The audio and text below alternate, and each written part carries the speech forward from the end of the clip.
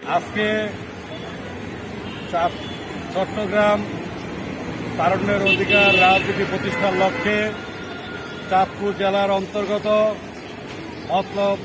পৌর যুবদলের পক্ষ থেকে আমরা যারা আজকের এই সমাবেশ সফল এবং সার্থক করার উদ্দেশ্যে চট্টগ্রাম পলো স্টেডিয়াম মাঠে পলগ্রাম মাঠে যারা আমরা উপস্থিত হয়েছি, আমাদের মধ্যে মতলব পৌর যুবদলের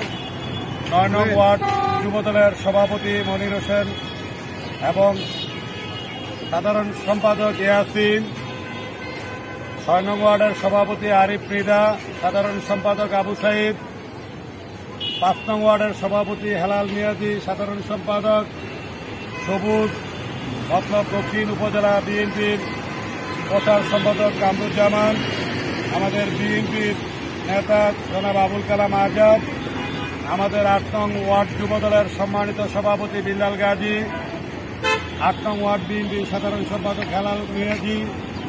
আমাদের মাঝে উপস্থিত হয়েছেন আমাদের ৬ নং ওয়ার্ড যুবদলের সাবেক সভাপতি কামরুজ্জামান লিটন, আমাদের ওয়ার্ডের ৬ নং ওয়ার্ডের সাবেক সভাপতি শাহাদাত হোসেন বিজয় সহ অসংখ্য নেতাকর্মী